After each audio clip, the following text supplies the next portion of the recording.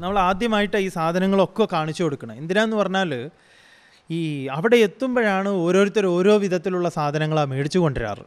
അതുകൊണ്ട് അത് ഒഴിവാക്കാൻ വേണ്ടി നിങ്ങൾക്ക് ഓരോരോ സാധനങ്ങളെ കാണിച്ചു തരാം. തെർമൽ വെയർ എന്ന് പറയുന്ന സാധനം ഇതാണ്. തെർമൽ വെയർ ഇതിപ്പോൾ സ്വാമിയുടെ അളവിനുള്ള സാധനമാണ് തെർമൽ വെയർ. ഇതിങ്ങനെ ഫുൾ സ്ലീവായിട്ട് നല്ല ഇതെന്തിനാണ് ഈ തെർമൽ വെയർ എന്ന് പറഞ്ഞു കഴിഞ്ഞാൽ നമ്മുടെ ബോഡി ടെമ്പറേച്ചർ പോവാതെ കാത്തു സൂക്ഷിക്കാൻ വേണ്ടിയിട്ടുള്ളതാണ് തെർമൽ വെയർ. ഇത് നമ്മൾ നിർബന്ധമായിട്ടും ധരിക്കണം. ഇത് ധരിക്കാത്ത സമയം വല്ലാതെ നമുക്ക് ചൂടെടുക്കുന്നത് ചിലപ്പം ജീപ്പിലിരിക്കുമ്പോഴായിരിക്കും. അപ്പം വേണമെങ്കിൽ നമുക്കിത് അഴിച്ച് ഒഴിവാക്കാം. പക്ഷേ ജീപ്പിൽ നിന്ന് പുറത്തിറങ്ങി റൂമിലെത്തിക്കഴിഞ്ഞാൽ ഇതിട്ടിട്ടേ നമ്മൾ കിടക്കാവൂ ഓരോ ദിവസവും. ഇതില്ലാത്ത ദിവസങ്ങളൊക്കെ ബുദ്ധിമുട്ടുണ്ടാക്കും. ഇത് 2 എണ്ണം ഉണ്ടെങ്കിൽ നല്ലതാണ്. 2 എണ്ണം. ഒന്ന് മാനസരോവരിലെ കുളി കഴിഞ്ഞിട്ടും ഒന്ന് തുടക്കത്തിലും. ഇത് അതിൻ്റെ ബോട്ടം. ഇത് അളവ് നോക്കി തന്നെ നിങ്ങൾ മേടിക്കണം.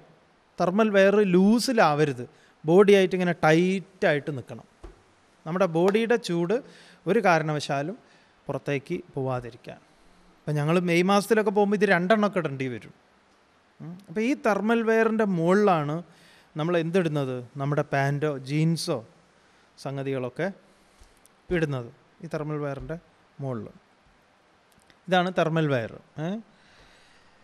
പിന്നെ സോക്സ്, വൂളൻ സോക്സ് എന്ന് പറയുന്നത് ഇതാണ്.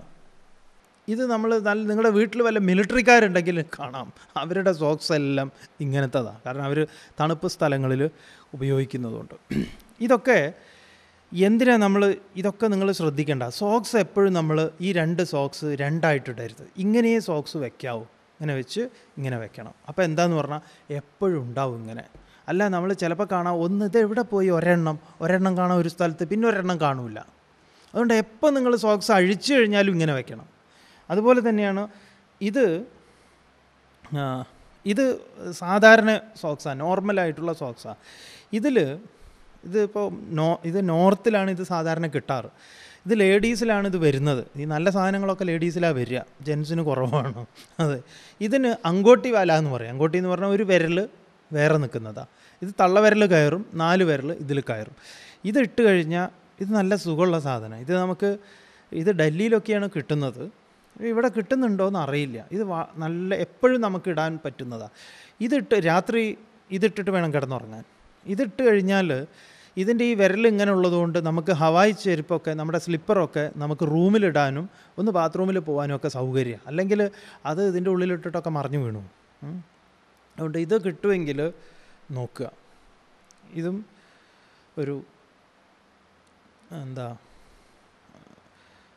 ഡൽഹിയിൽ കാഠ്മണ്ഡുവിലൊക്കെ ഇത് കിട്ടാൻ സാധ്യതയുണ്ട്. ഡൽഹിയിൽ നമുക്കിത് പർച്ചേസ് ചെയ്യാൻ സമയം ഉണ്ടാവില്ല. അല്ലെങ്കിൽ ഡൽഹിയിൽ ഇതൊക്കെ വെച്ച് വിൽക്കുന്ന സാധനമുണ്ട്. ഇതാകെ അവിടെ 10 രൂപയുടെ കേസാണിത് ഡൽഹിയിലൊക്കെ. ഇതാണ്. അപ്പോൾ ഇത് എത്ര എണ്ണം വേണം? ഇത് വെറും 1 എണ്ണം ആയാൽ പോരാ. 1 എണ്ണം ഇട്ട് കഴിഞ്ഞാൽ ഇടയ്ക്കിടയ്ക്ക് ബൂട്ട് അഴിക്കുമ്പോൾ ബാക്കിയുള്ളവർ തല കറങ്ങി വീഴും. അതുകൊണ്ട് ഇത് ആവശ്യത്തിന് ഉണ്ടെങ്കിൽ നല്ലതാണ്. ഇത് കഴിഞ്ഞാൽ അഴിക്കുക, ഒരു പ്ലാസ്റ്റിക് കവറിൽ ചുരുട്ടിയിട്ട് നമ്മുടെ ബാഗിൻ്റെ ഉള്ളിൽ എവിടെയെങ്കിലുമൊക്കെ വെക്കുക. കാലിനെയൊക്കെ എപ്പോഴും നമ്മൾ ശ്രദ്ധിക്കണം. അതുകൊണ്ട് കുറേ കാര്യങ്ങൾ നമ്മൾ പറയുന്നുണ്ട്. കാലാണ് നമ്മുടെ ഏറ്റവും പ്രധാനപ്പെട്ട അവയവം ഈ കാര്യത്തിൽ. അതുകൊണ്ട് അവനെ നന്നായിട്ട് കാലിൽ ക്രീമൊക്കെ ഇട്ട് നന്നായി വിരലൊക്കെ നന്നായി മസാജ് ചെയ്ത് കൊടുക്കണം രാത്രിയാവുമ്പോൾ. അങ്ങനെ തന്നെ സ്റ്റിഫായി കിടക്കാൻ സമ്മതിക്കരുത്. അതാണ് നമ്മളെ സേവ ചെയ്യുന്നത്. അപ്പോൾ അതുകൊണ്ട് സോക്സൊക്കെ അഴിച്ച് രാത്രിയാകുമ്പോൾ ഇങ്ങനത്തേക്ക് ഒരു വൃത്തിയുള്ള കുറച്ച് ചൂടുവെള്ളം കൊണ്ട് നനഞ്ഞ തുണിയും കൊണ്ട് തുടച്ച് ഒരു ക്രീമൊക്കെ ഇട്ട് ഒന്ന് ചൂടാക്കി നല്ലൊരു പുതിയ സോക്സൊക്കെ ഇട്ട് കിടക്കുമ്പോൾ നന്നായി രക്തോട്ടമൊക്കെ കിട്ടും.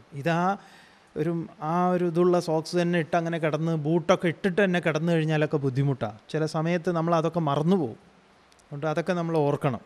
നമ്മൾ എന്തെങ്കിലുമൊക്കെ കുറച്ച് കാര്യങ്ങളൊക്കെ ചെയ്യണം. ഇതാണ് ഷൂ നിങ്ങൾ മേടിക്കുമ്പം നല്ല സാധനം തന്നെ മേടിക്കണം.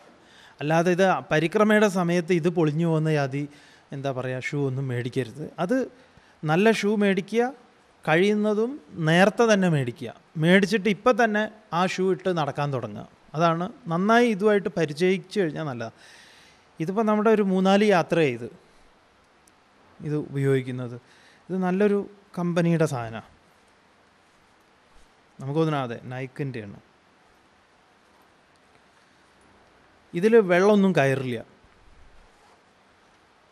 ഇത് വളരെ വെയിറ്റ് കുറവാണ്, അതേസമയം നല്ല ഗ്രിപ്പുള്ളതാണ്. ഇങ്ങനെ എന്താ പറയുക, മടങ്ങി കൊടുക്കും.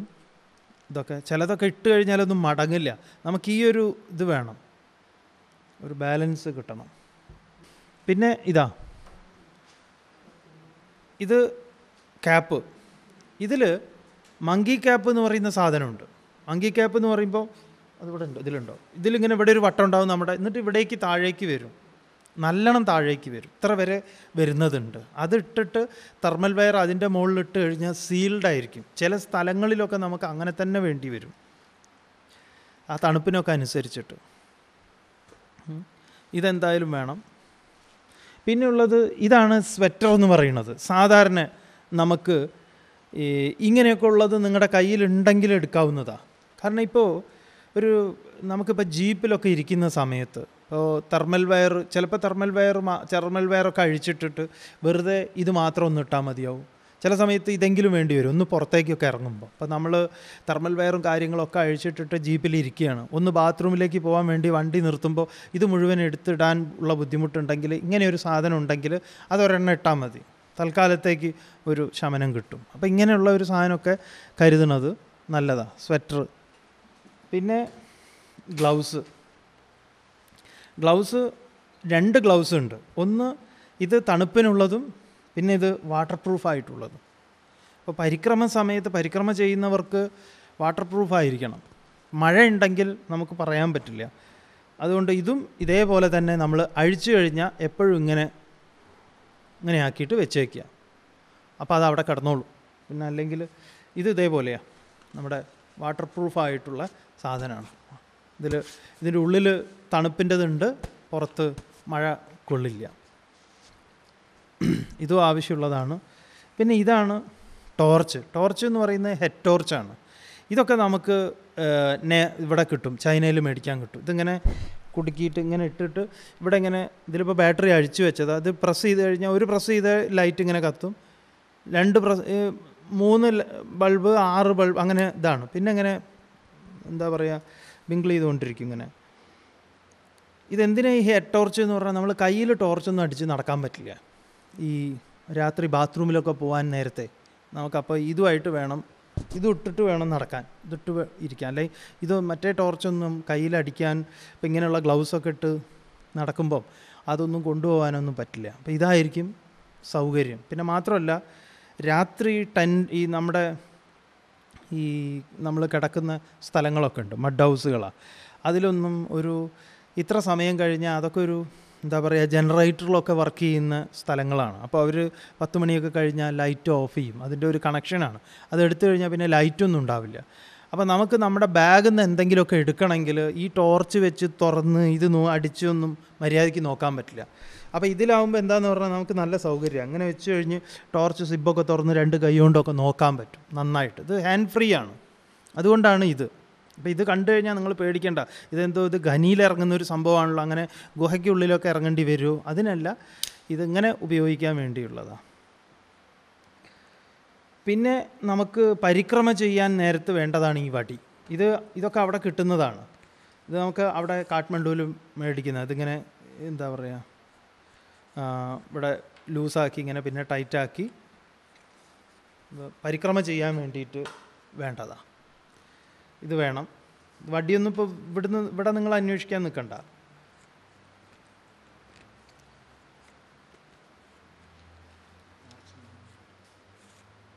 ഇതാണ് വടി. പിന്നെ ടോർച്ച്, ചെറിയ പെൻ ടോർച്ച് നിങ്ങൾക്ക് വേണമെങ്കിൽ കയ്യിലെടുക്കാം. പിന്നെ സിഗരറ്റ് വലിക്കാനല്ല, എന്തെങ്കിലുമൊക്കെ ഇത് ചൂടാക്കേണ്ട ആവശ്യമുണ്ടെങ്കിൽ